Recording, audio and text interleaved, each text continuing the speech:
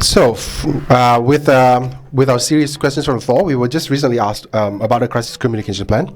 The question is like, it is said to be an essential tool for any business, but what are the key must-haves for a good crisis communication plan?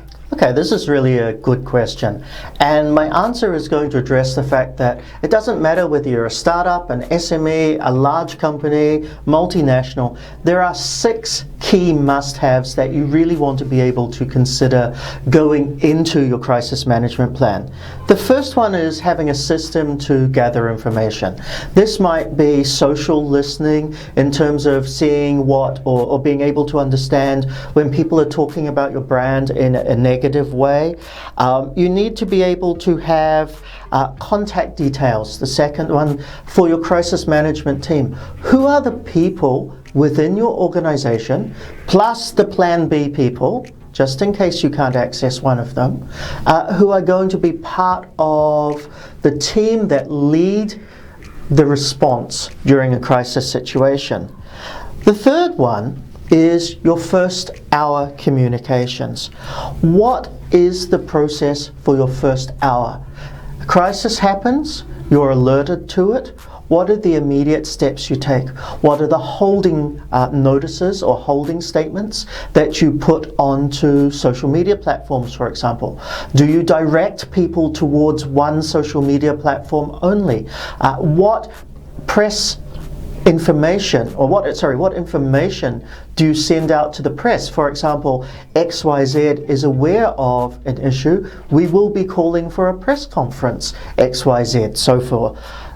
Fourth one is second hour communications. This is the part where you get to face the media directly. So what are you going to say? Who is going to be the person there? What are the resources that they need on hand? And the resources that they need on hand may be a room for a press conference. It may be key information about the history of the company. It may be key process diagrams. So many things that it can be, but all of these can be prepared in advance with a crisis communications plan. Number 5 for the heart of the plan and the must-haves actually comes down to what you're going to do on an ongoing basis. So this is about having your media lists. This is about making sure that you've got your checklists as to who you have talked to, following up, making sure that you're addressing certain issues and so forth. This is the part that's hardest to plan for because it bases itself on first and second hour communications and the way in which the public are going about things. But you can still have some processes in there and who's going to be involved. Let's look at it from a slightly different perspective.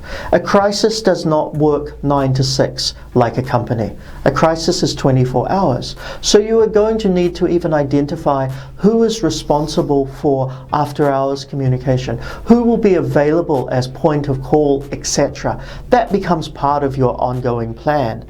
And finally, the 6th thing that a crisis plan really needs is a review mechanism.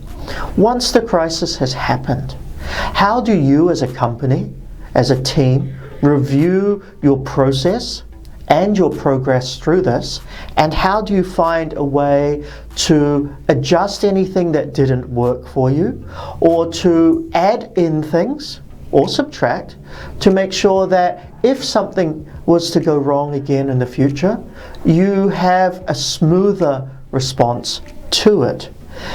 There are a number of elements that we can look at that go into a crisis plan, and these come through making sure that you have C-suite buy-in, endorsements from all the management, making sure that